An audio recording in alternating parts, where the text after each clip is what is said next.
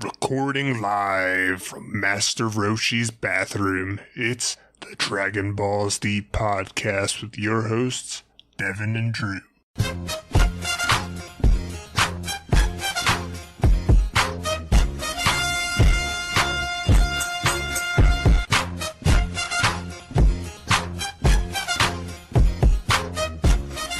It's the Dragon Ball Z podcast, everybody.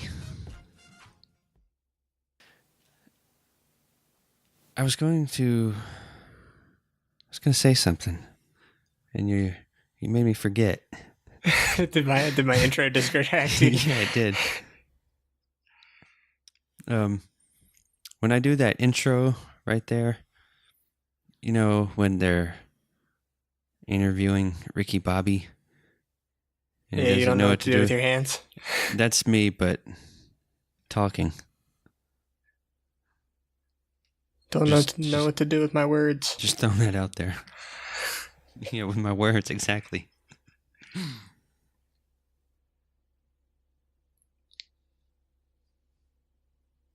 Shall we?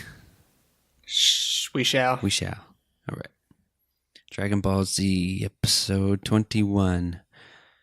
Originally aired on September 27th, 1989 in Japan, and on January 24th, 1997 in the US. The show begins on King Kai's planet. Again, needs a name. It's the last day for Goku's training before he is to return to Earth to face off against the Saiyans. King Kai tells him that he's lacking in one area. He still can't deliver a good joke under pressure. I'd say that's not the only area he's lacking in, considering he's about to go against two of the most formidable opponents in the galaxy. And his training has consisted of catching a monkey and hitting a grasshopper with a hammer. That's what he's done for the past year. He ran for like 8 months. A lot of running. He got his cardio in. Yeah. It's the only thing he's got going for him.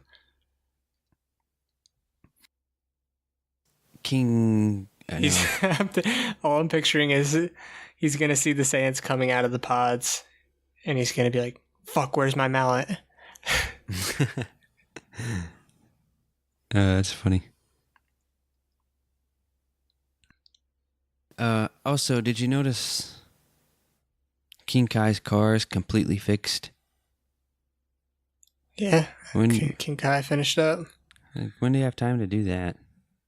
Actually, his whole planet was back to new. There weren't any holes and no trees knocked over. I think he just has the power to just snap his fingers and poof everything back to normal. That's very likely. He can create. I mean, we've seen him create objects out of nothing. I think Bubbles did it. I think Bubbles did it. He cracked the whip on him while we weren't looking. Racist.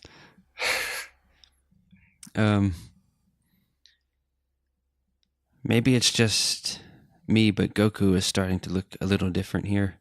He looks older now. He doesn't look like his young Dragon Ball Goku like he did in the beginning of the series. Yeah, he's gotten a little buffer. He doesn't have that baby face anymore. Yeah, exactly. Yeah, I can definitely see it too. King Kai then has Goku catch Bubbles again, but this time he times him. Goku catches Bubbles almost instantly. Less than a second. A new record. I'm guessing King Gamma held the previous record?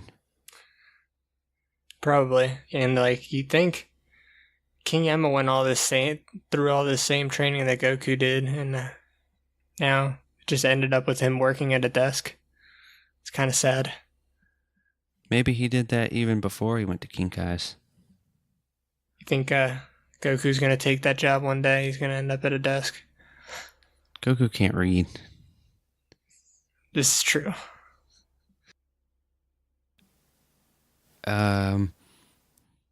It's old Greg's turn. And 1.2 seconds is all it takes. And now it's time to test the Spirit Bomb. Goku said, Spirit Bomburu. Spirit Bomburu. Don't make me do that. You got to do it every time. Goku says he's been waiting for this. He then begins to collect energy and forms it into a ball. King Kai brings in a large box. Not a box. I think it's a brick. It's a solid piece of matter of some sort. Basically a target for Goku. King Kai then hurls it at Goku as hard as he can. The large block of whatever it is moving at great speed, but Goku remains focused, waiting for the right moment to use the Spirit Bomb. Spirit Bomburu! Just as it's... Damn it! Don't even say Spirit Bomb anymore, just Spirit Bomburu. Okay, I'll do that. Just as it's approaching, Goku throws the Spirit Bomburu. Direct hit. Did you see when Super that thing effective. was flying around, how large they made King Kai's planet seem? Yeah. Like, it just went on and on forever. And there were trees everywhere. Like, normally there's only, like, 2 trees on the entire planet, but here there were dozens. King Kai's planet reminds me of Anime. like the Super Mario Galaxy. Like one of those planets. Why? It's just like that's how like the levels are designed. They're like spherical like that. Oh, You can just like yeah. run around them. It's weird. That makes I didn't sense. like it. I never played. I didn't get through the whole game. Interesting. King But, Kai. they might have been inspired by King Kai's planet. Maybe. They're from the same place.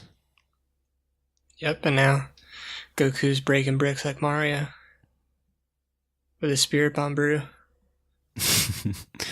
Goku's gonna take a job as a plumber. Yeah, that's how he needs to make his money. Forget all that farming. Eat some mushrooms and fish some turtles out of toilets. And he's gonna join a union. He's gonna get a deviated septum. Yeah. Do a little stand-up comedy on the side. Yeah. He uses techniques learned from King Kai. Bring the jokes and the quips. The The Yuma. Yuma. The Walla Walla. The Jape. The Jape. King Kai reminds Goku that the energy used to form the Spirit Bomburu is gathered from all forms of life. From trees, from animals, from plants, or planets. I'm not sure what he said. Even particles of energy that make up the air in the atmosphere contribute a small share of energy to the Spirit Bomburu. King Kai then tells Goku that he must be very careful, because back on Earth, with all of the life forms, the Spirit Bomburu he creates there will have immense power, even indescribable power if he does it while the sun is out.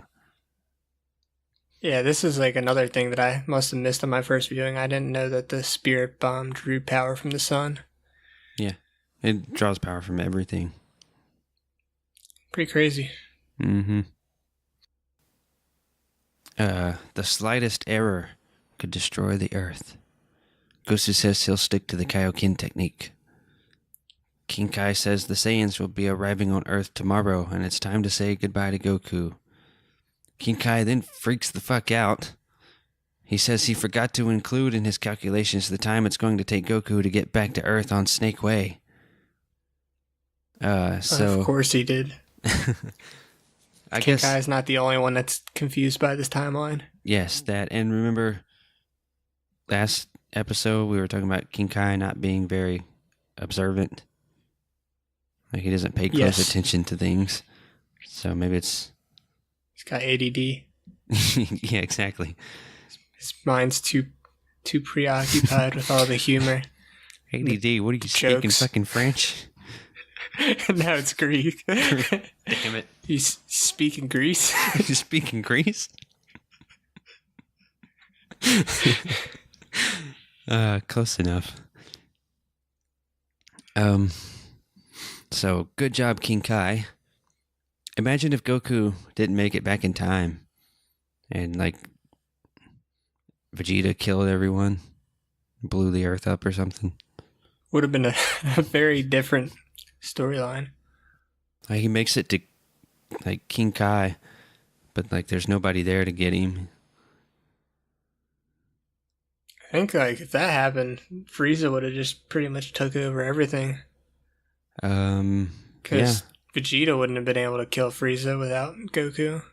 Nope. So that's where that storyline ends. Goku, who is now also freaking out, and rightfully so, says that it took him almost a year to get down Snake Way. King Kai says that with all the training he's done, he'll be much faster, and if he goes all out, he should be able to make it down Snake Way in 2 days. Gee, thanks.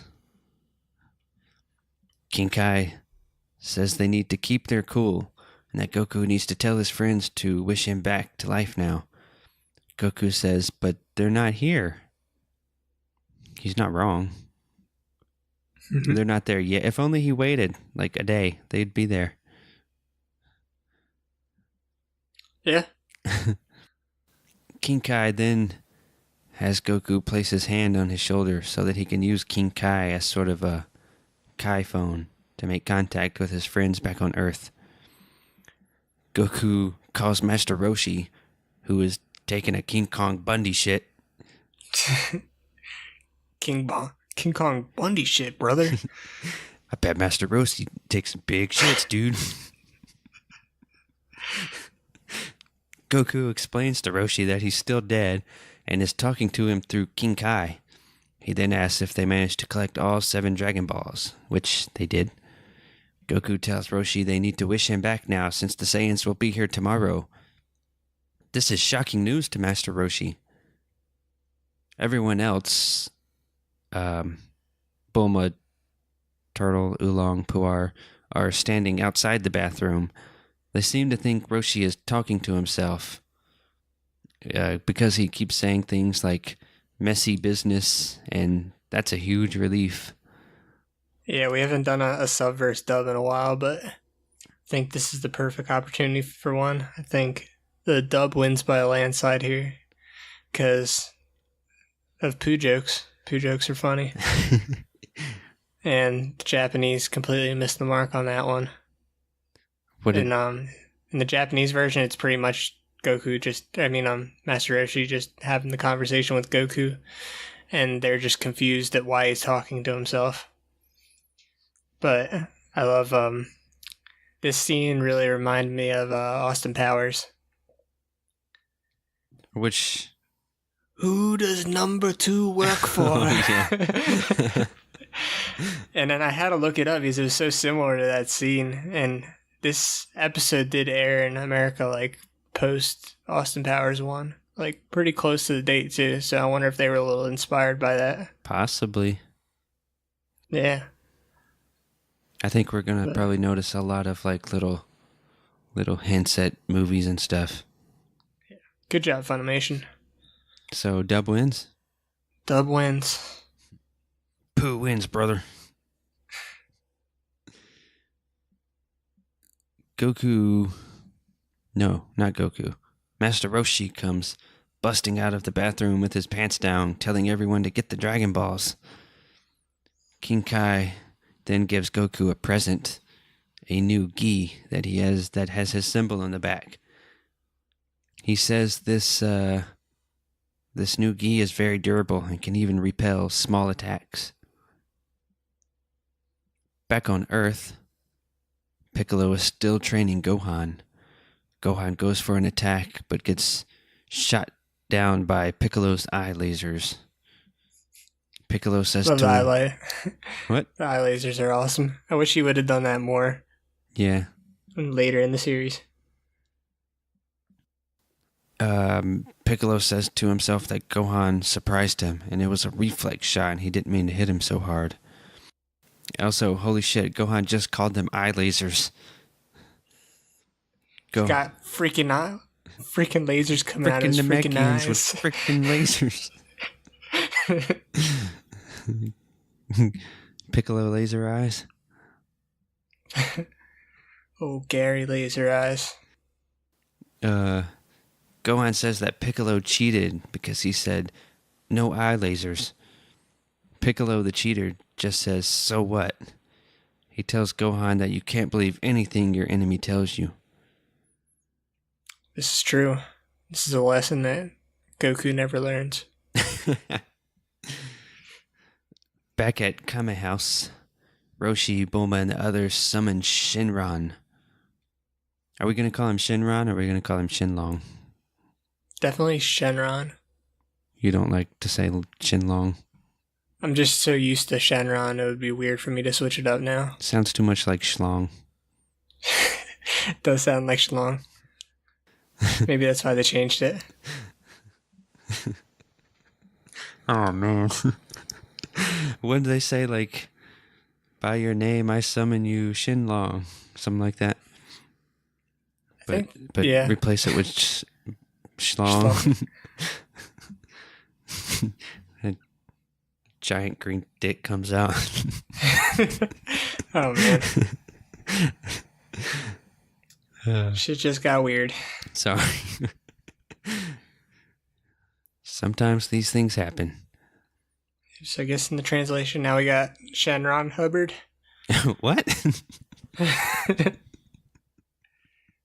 What the fuck? He's the dragon that lives in the volcano. He was brought to Where Earth did by you come aliens. up with that? I don't know. When I think Shenron, I think of Elron. That's the last thing I think of. What else ends with Ron like that? Voltron. Voltron. That's not the same though. That's Tron though. Hadron It's not Collider. Ron. The Large Shenron Collider. I don't know. How about just Ron? Yeah, let's just call him Ron from now on. It's easier. It's more informal. Ron.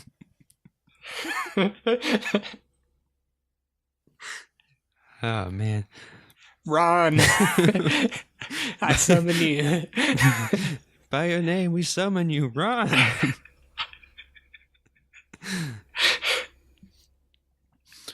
We then see Gohan and Piccolo, who notice that the sky is turning black. Gohan thinks it's a nasty storm, but Piccolo knows what's going on. Did you know that Gohan had new clothes on him in this scene? Just kind of randomly, out of nowhere.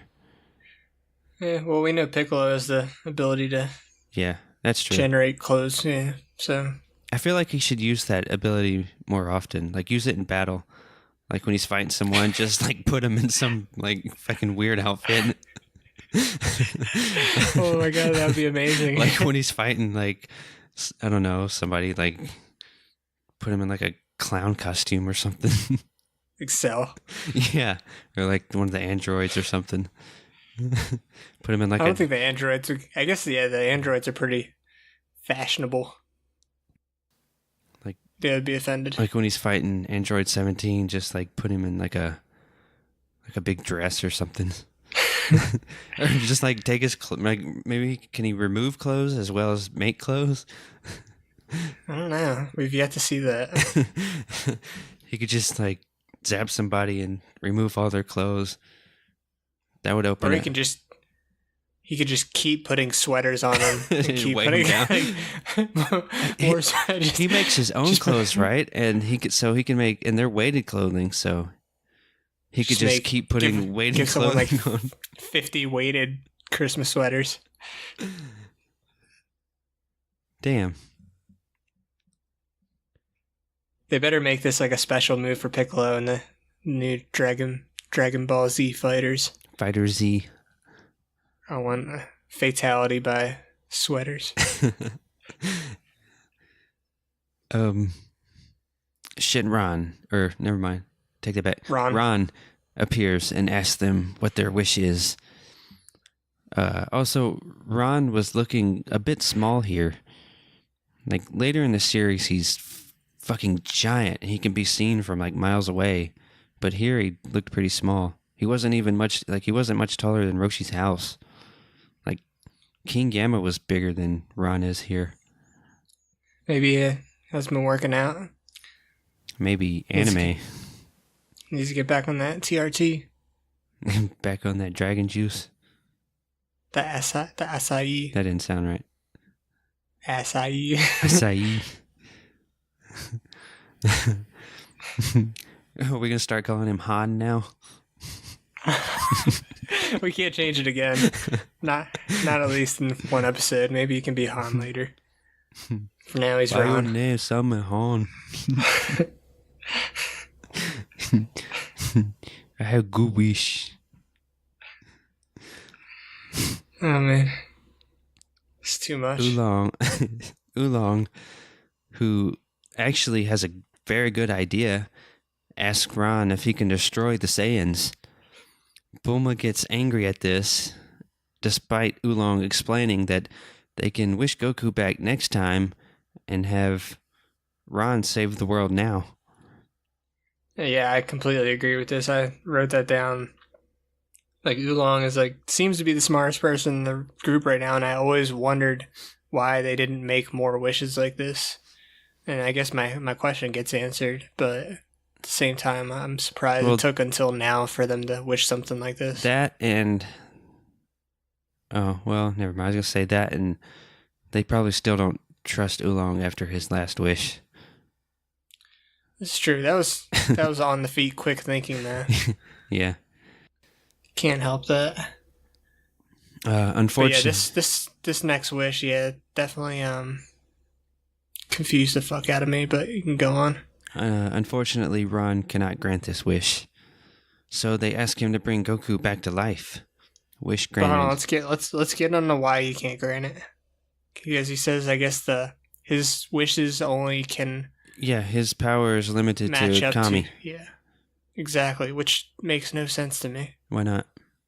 Well, it makes sense, but at the same time, all the other wishes that Shenron comes to grant, I guess giving Piccolo eternal youth, that's within Kami's power. It's not like Yeah, I don't know.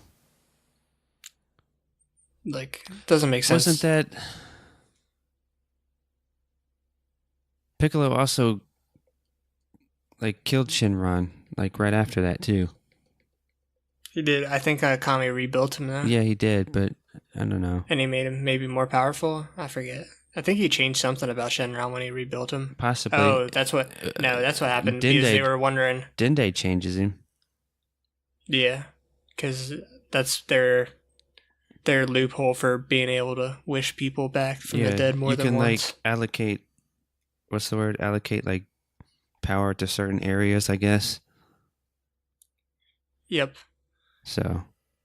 And then I guess he doesn't but have. Also, it seems like every evil guy who wants to capture the Dragon Balls, they all plan on wishing for eternal life. But it seems like if one of them was able to ever get the Dragon Balls and make that wish, Shenron would be like, "Nope, sorry, not that powerful." Pilaf did it, didn't he? Or no? Yeah, but that's is that really canon though? I guess I guess it is, but or were they immortal or were? Let's not get into that. That's spoiler territory. Yeah, I guess that's Shenron's version Maybe of immortal. There's he doesn't have how the I guess you can give him powers in certain areas. Maybe he doesn't have a lot of destructive powers. I guess so. Yeah, maybe it's some a skill tree or something. Yes, you take and putting points on one thing and takes away from others. Yeah. Or since Kami's I don't know. Anime, yeah, it's a lot easier. Piccolo suddenly realizes that the Saiyans are going to be here sooner than he expected. So, not even the characters in the show know how much time has passed. Have none of them... Everybody's confused. Have none of them been keeping track of how long it's been? Because this is the third time just in this episode someone was misinformed about the arrival of the Saiyans. Yeah. You had King Kai oh shit. And then Roshi's what? Tomorrow? It's been a year already? And now Piccolo 2. Yeah, Roshi was like a month off. Yeah. So, like, nobody's been keeping track of time at all. Not that I can blame them. You can't really keep track of time in this show. Nah, The timeline's so fucked that the task. characters in the show can't even keep up. Yep. Back on KKP, Goku's halo disappears. He's alive. King Kai tells Goku not to expect a fair fight, and that he must be on his guard at all times. Goku says his goodbyes and heads off to Snake Way to begin his journey back to Earth. King Kai notes how strong Goku is, and that he has a heart of gold. Gregory says Goku is stronger than King Kai. King Kai says Goku has surpassed him in all areas except one. King Kai is still the funniest man in the universe. Incorrect. Yep, Nappa. Nappa. Yeah, he hasn't met Nappa yet. Nope. Well, I guess when he'll be the funniest man in the universe in a few days. It's one thing we missed. They should have done a roast battle between Nappa and King Kai. That would have been a slaughter. Yeah, I think King Kai would have cried. Oh, for sure. As Goku flies down Snake Way, we go to space to see the two Saiyans passing by the moon and entering the Earth's atmosphere. Their space pods crash land, or I guess just land. I think all their landings are crash landings. Kind of seems like a design flaw, but whatever. Works. It works. Gets the point across. Their space pods crash land in a large city, taking out many buildings and causing quite a bit of destruction. Probably a few casualties, too. Some Likely. concerned citizens gather around the craters to try and make sense of what happened. They come to the conclusion that they are space pods from space. One of them shouts, "Someone call the cops!" To which Eddie Bravo responds, "What are they going to do? They'll just say it was a weather balloon." One Weather balloon. cover-up conspiracy. Yep. I tried. One person thinks it's like the movie when the plant aliens took over the world. Another thinks there's thousands of tiny aliens in the pods. Another person tells everyone to stay calm. And then there's the one who just is wondering how that big guy fit in that pod. That would be me.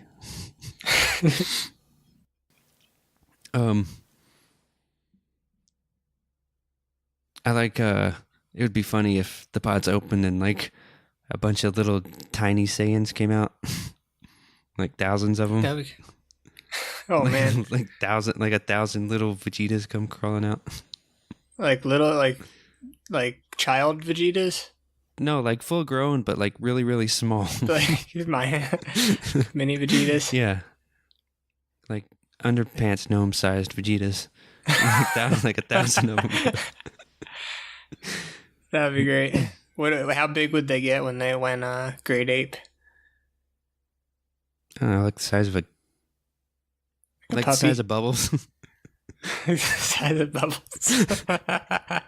That's what Bubbles is. Yeah, he's exactly. He's a tiny Saiyan that got stuck in grade 8 form. Oh man. The Tuffles shrunk him with their advanced technology. Yes, someone we need who listens to this needs to animate that or draw it. Bubbles was a tiny little Saiyan. We've been saying it since the beginning. Bubbles is the original Saiyan. Yes. He was shrunk by Dr. Gero. I'm just picturing like you see a Saiyan. Who traveled in time. You see a Saiyan and like he starts transforming and he transforms into a grade 8, but then like the camera pans out and he's just like a tiny little monkey. Like knee high to all the other Saiyans. Yes, this needs to happen. Someone do that, please. I gotta find the pods the space pods open and Vegeta and Nappa climb out. It looked like a bit of a tight fit even for Vegeta when he was getting out. I'm just saying. Yeah, I know you're just saying. Can't get around it. Can't get around the size discrepancy between the pod and the human and the Saiyan. I can't wait till the Ginyu Force arrives to see how that works. Oh man, here we go. Oh, spoiler. Nappa says his neck hurts. We then, of course it does. You're crammed up in that tiny little pod. We then see Piccolo, then Gohan, then Yamcha, then Krillin, then Yajirobe. Everyone can sense that the Saiyans have arrived. Did you hear the noise that Vegeta and Nappa were making as they floated out of the crater? What was that? What was that? It was. They were making a noise? Yeah, it was like some kind of spooky UFO noise. Almost mechanical. Interesting. Picture a UFO hovering there and the noise it would make, like a woo. They were making that noise. Were they making it? Or was I don't think they were. Just were they were mouthing that noise? They're making their own sound effects. I could see Nappa doing that.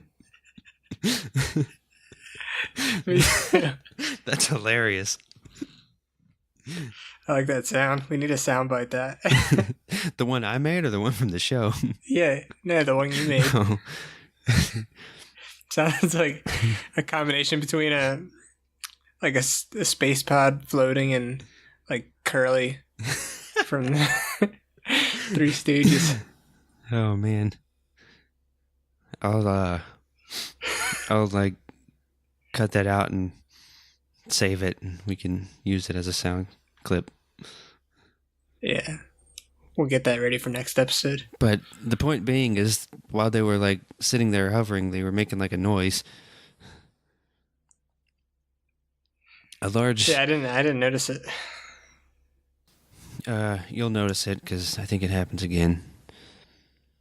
Cool. A large crowd has gathered to see the quote-unquote aliens, wondering what they want. Vegeta and Nappa just stand there and smirk as the narrator comes in to send us off. And that is the end of episode 21. This was a very easy episode to watch. It was, yeah. Good pacing, and finally the build-up is over. Yeah.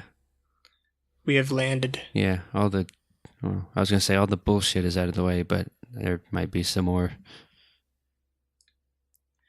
Is there? I hope not. I don't remember. At least I don't think there's any just filler waste time type stuff.